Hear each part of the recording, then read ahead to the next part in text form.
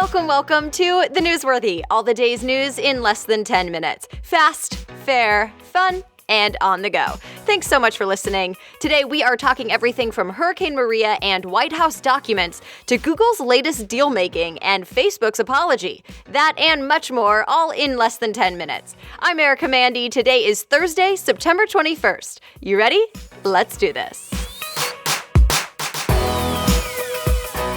All right, let's start with Hurricane Maria. Right now, no one in Puerto Rico has power, unless they have a generator. The Weather Channel says Hurricane Maria knocked out 100% of the electricity on the island.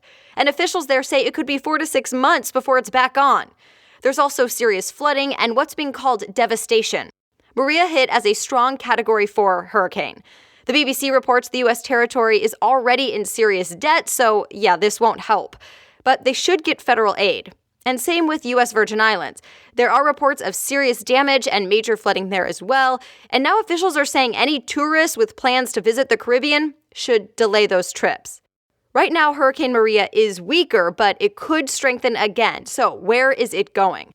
Reports say it's going toward the Dominican Republic and Turks and Caicos, and it looks like it should avoid hitting the U.S. mainland.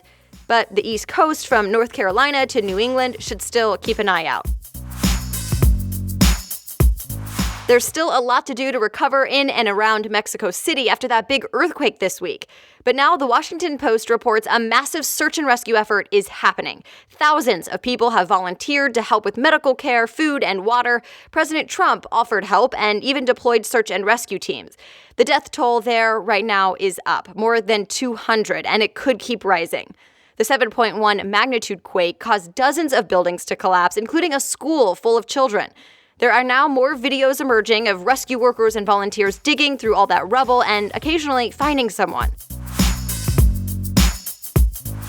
More details are out now about the investigation into who, if anyone, colluded with Russia before the presidential election last year. Fox News says the special counsel in charge of that whole thing asked the White House for a bunch of documents. And here's the key. Those requested documents include any connected to President Trump firing the former FBI director. Reminder, President Trump said, "You're fired" to James Comey earlier this year, and it was controversial.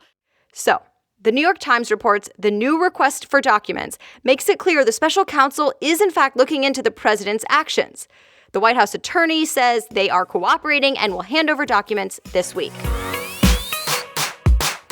All right, other things people may be talking about, the feud between talk show host Jimmy Kimmel and Senator Bill Cassidy.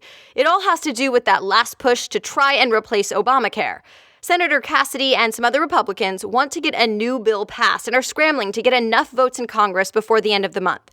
But now, Jimmy Kimmel is going after that new bill on his show. He gave a long monologue criticizing it, and the video went viral. Then Senator Cassidy responded, then Kimmel went after him again, so yeah, feud. Remember, Jimmy Kimmel got involved in this whole debate because his new baby had to have open heart surgery. For now, no one is quite sure if that new healthcare bill will actually pass. The First Lady, Melania Trump, has threatened a lawsuit against some people that used her image. The AP reports her lawyer got a private English school in Croatia to take down billboards with Mrs. Trump's picture. The sign said, "Just imagine how far you can go with a little bit of English." It's unclear if it was meant to be a joke about the First Lady's strong accent. The school says it was meant to be positive and has worked to get people to sign up. Google may be looking to make a better smartphone. The company just teamed up again with HTC. CNBC says Google signed an agreement to give the smartphone maker more than $1 billion. In return, Google will get some HTC employees and intellectual property. If regulators give the okay, this deal should close early next year.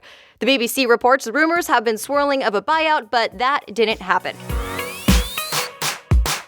Facebook is saying, sorry about that, and working on a fix. A ProPublica report found advertisers were allowed to target ads to people using anti-Semitic terms and phrases.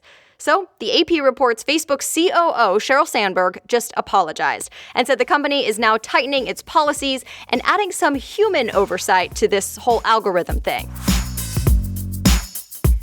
Equifax may have some more apologizing to do as well. The New York Times says the company accidentally sent people to a fake website. Whoops. The The good news, this fake site was actually made by a software engineer who was just proving a point about how easy it is to create a similar website and domain name. But here's the thing. Equifax tweeted a link to that fake website instead of their real website, and they tweeted that wrong link several times. Yes, this is the same company that has been dealing with a huge hack that compromised millions of accounts with personal information and has led to lawsuits and investigations. That fake website has now been taken down and the tweets deleted. All right, have you heard of the shopping app called Wish?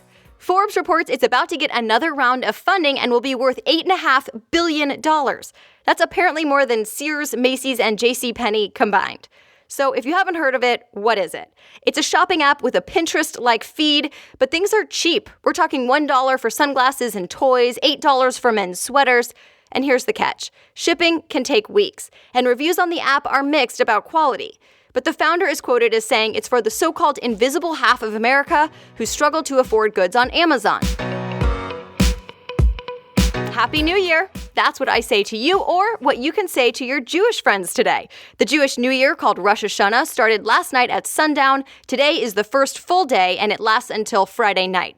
Some of the traditions include sounding of the shofar, and families tend to eat apples dipped in honey as they wish each other a sweet New Year.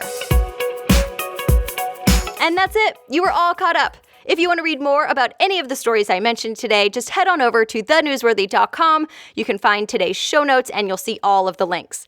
If you want, you can also sign up right there at thenewsworthy.com to get episodes straight to your email inbox. It makes it really easy to press play and listen. Plus, you get some extra fun stuff from me. And with that, we'll talk again tomorrow. Have a great day.